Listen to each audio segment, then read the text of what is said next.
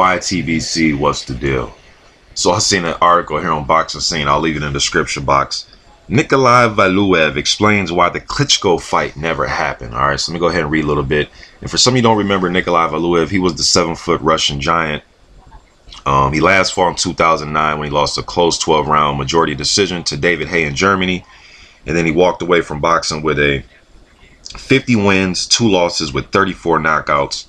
The fight with Klitschko would have been a major draw in Eastern Europe, with several stadiums that were interested in the Russia versus the Ukraine showdown. All right, let me read what Valuev claims. He says, at that point, I had just lost the title. Then these talks took place. They were informal. We had a face-to-face talk. It was in St. Petersburg. Okay, he says, in the event of my victory, I had to fight Vitaly again, and I was all right with that. But if I won again, then I still had to fight his brother. And then again with his brother, if I would have beaten his brother, I'd have to fight with the entire family. I had to fight until I eventually lost.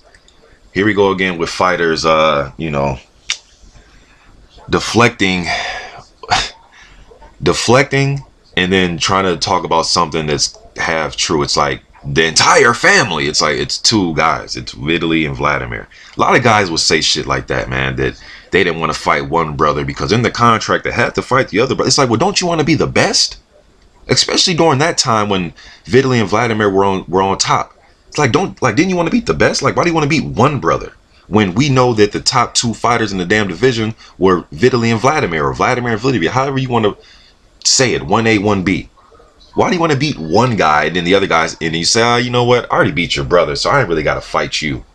That's bullshit, man. I never, you know, and I thought Valuev lost to Holyfield. Now, I'm not just saying that because I'm American. I thought he got outlanded, got outworked. I thought he lost to Holyfield. I thought this dude, I was never really sold on I never sold on this guy, Valuev. I never was. He was very big. He had a good chin. He could take shots, but never really sold on him.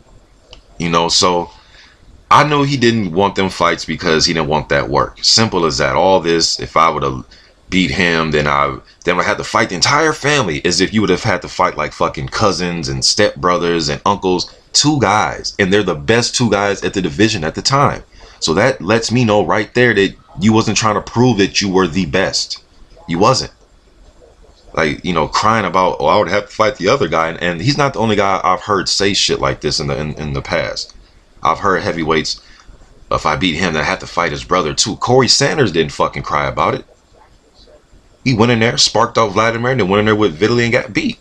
It is what it is. Whatever. I'm just getting this out there. I just seen Nikolay Valuev was in the news. He's a heavyweight. It's only right that I cover it. But yeah, he didn't want to fight the whole family. YTBC. I'm out.